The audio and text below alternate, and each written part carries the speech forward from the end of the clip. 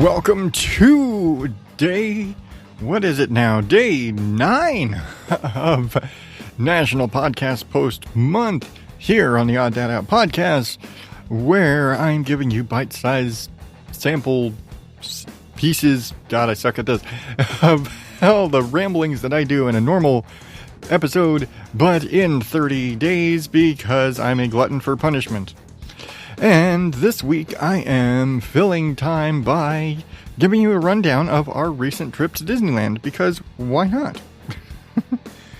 So, without further ado, let's get on to it, because we're finally there. We are finally at Disneyland today. So, oh, I forgot to turn off the music. Let's turn off the music. All right. So, yeah, if you haven't been keeping up, we have talked about how we managed to afford a trip to Disneyland because, well, fucking expensive, and we've shit on California on our drive there. I think that basically covers it. And my cat is trying to be in the way, so that. So, our plan for this trip was essentially, we're going to drive up on Sunday, we're going to be at Disneyland on Monday, we're doing the Oogie Boogie Bash on Tuesday, and we're going to spend Wednesday at the California Adventure Park and drive home on Thursday. That's the plan. So, we are at Monday now. Now, I should say, the hotel we stayed at, we did not stay on property at Disneyland because, well, that's fucking expensive. There's some nice perks that go along with it, but it's way too expensive. It's just way too expensive. I think it would have almost tripled the cost of our trip if we stayed on property. So not worth it. But we did stay at a hotel that's a block away, because if you've ever been to Disneyland, basically the entire 2 square miles around it is all hotels. And there are shuttles and things that will just take you right there. It's nice. And so we stayed at a hotel with a shuttle across the street. What they don't tell you about, the shuttle's right across the street, is that the shuttle loading and everything is on the far side of the parking lot. So we were like, oh yeah, the shuttle's right across the street. Little did we know we basically had to walk a quarter mile across this parking lot to get to the shuttles. But it's fine. We got used to it. And so, we did that. What's funny was the actual front gates were only about 1 mile away. We realistically probably could have walked it, but yeah, let's not do that. Anyway, so day 1, we're just kind of we're new, basically. And that's the thing, is that first day we were a mess because we didn't know what we were doing, where we were going. We didn't have any plans of, we want to go on this ride. We want to go on this ride. We want to do this at this time. We want to have lunch here. We want to go get this. We want to do that. We didn't have any plan like that Monday at all. My wife had the Disney app, which I had mentioned. That's how we were making payments and stuff for the plan, blah, blah, blah. Well, with the Disney app, it also gives you access to a map of the park, GPS tagged, so you can see where you are and where to get to however thing you're doing. And it shows you ride time, wait times on all the rides, where all the food is, where all the characters are, which was nice. We're let's get a picture with Mickey. Where's Mickey? And pull up the map and you can find where Mickey's at. So that was the thing. I guess I should jump back. So all that other stuff to say, we had one plan. We had one thing planned for Monday, and that was a character breakfast at Disneyland. And so if you aren't familiar, this is basically a big scheduled photo op, because you go in and you have breakfast, and then about every when you're walking in, there's somebody, a character. In our case, Minnie Mouse was there that morning. Then you get to take family pictures and stuff, and we all got to take pictures with Minnie Mouse, and it was fun. And, we got pictures, lots of pictures, so many pictures. But we got to take pictures with Minnie Mouse, and about halfway through our time eating, there's a parade of characters that start coming through.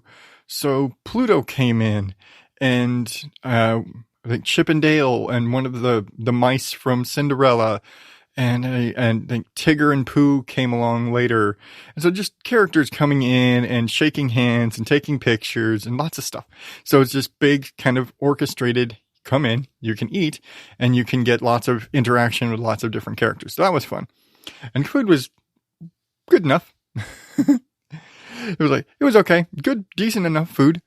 I think it's always funny every time for somebody who is notoriously a heavy coffee drinker. When we go out and do things like this, I never get coffee. I actually usually end up either drinking apple juice or hot chocolate. I know, I'm weird. But again, it's one of those, rewinding to years and years ago, me talking about coffee, of I don't necessarily trust other people to make coffee the way I like it, so I make it myself. That's it. I make my coffee myself. I like it that way. Anyway, so our first, we have the whole big family breakfast with all the characters, do all the stuff. That was fun. And then we go, and we're just kind of free in the park at that point. We don't have a plan. We just kind of, hey, what's nearby?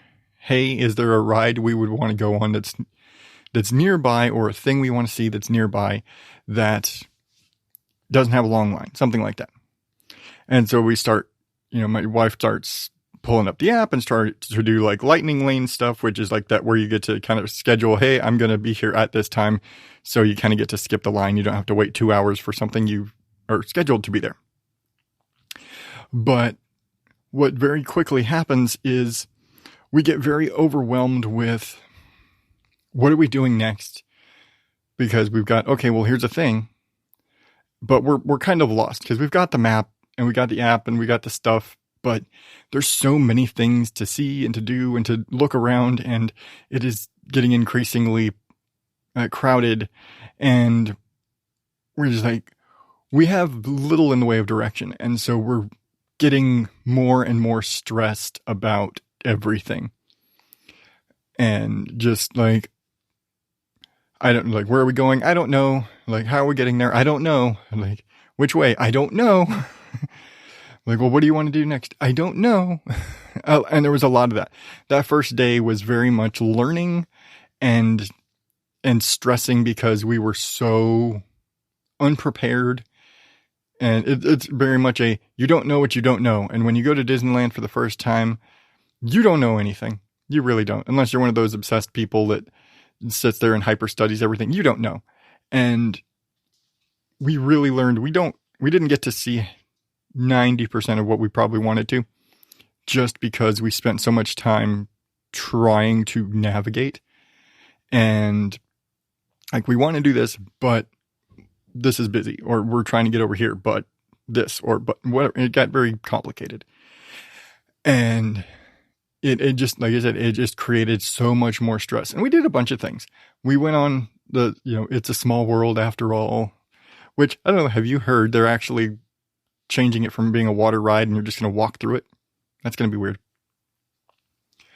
But we kind of did a lot of the stereotypical stuff. We did Pirates of the Caribbean. We did the Jungle Cruise. We did the teacups, because of course you have to do the teacups. I'm going to say this. I get motion sickness to hell. The teacups are my worst nightmare. Okay, giant spinny over your, flipping up and down roller coasters are more of my nightmare. But let's just say that I have to focus on the child in the teacup with me and not look around. Otherwise, I'm going to throw up. And so, yeah, teacups are not my cup of tea. Sorry, I had to say it. But we did all the things. But it literally took us until pretty much the end of the day where we're like, all right, time to go back to the hotel, before we kind of got in a groove. And by that point, we were just so frazzled with everything that we were like, ugh. And we like, kind of, everybody's a little snippy, and we're like, we're not having as much fun here today as we wanted to, because we were just so on edge, and so we were just so much the stress of the whole thing. So that wasn't the best first day, and we agreed that like it would have been nice to have another day to go back over into Disneyland and spend that, and like knowing and having kind of figured out the system, and go in and like, okay, well, we're going to have lunch here and we're going to do this, and then really work it and really go and do all the things we want to do, because we didn't do half of what we wanted to, just because the stress of it all, the line is so bad here, this is too far away, and just so much of it. And just because we didn't know how to navigate Disneyland and the apps and all the things, and we didn't enjoy it. It was like, we had fun, but we didn't enjoy it as much as we would have liked to, and as we could have, had we known how to navigate the system when we went in. Still a fun day. And, a rocky start to the trip, but it was still fun. It would have been better if we had one more day. I'll say that. But that's, everything has its learning curve, and Disneyland apparently has a learning curve, and you have to have, that's why they always tell you need more than one day to do everything at Disneyland. And that basically is true. That's the gist of it. You need more than one day. We had one day in each park, and so yeah, that's what we had. So it was fun though. It was fun, and I don't I've been kind of negative on it because of the stress that the Disneyland day had. It was a stressful time, but it was just a whole big, culmination of different things that made it very stressful to do. But it was still a fun time. We still had fun. It just could have been betterly. It could have betterly. We could have executed it better. But nevertheless, good times. Pirates of the Caribbean was fun. It was just, I don't care what anybody says about the It's a Small World ride. Yeah, I'll see it's creepy, but it's still funny. And it's still, you know what? The best part of it, it was the middle of the day when you went in there, so it was hot as hell. It was cold as balls. It was freezing in that room. If nothing else, go to the It's a Small World area, because it's freezing and it's a nice way to get out of the California heat. But yeah, it was just, we did the things. We did as many of the things as we could without murdering each other, because again, I've got 4 rowdy boys that start getting irritated and want to do, let's do that again. No, sir, that's a 45-minute ride wait. Or, oh, that's a 2-hour wait for that ride. We're not doing that again. Drawback of having 4 kids. And we had like I said before, it's me and my wife and our 4 boys and my mother-in-law and sister-in-law in our group. Doing things was slower, and it required more of a group effort. So, we go on a thing, we've got to be prepared with all of us doing a thing. Not just, I want to go on this. Well, I want to go on that. Can't do that. There's all of us here. We have to kind of have nope, we're doing this next. It's kind of what a lot of it happened. So boys get irritated.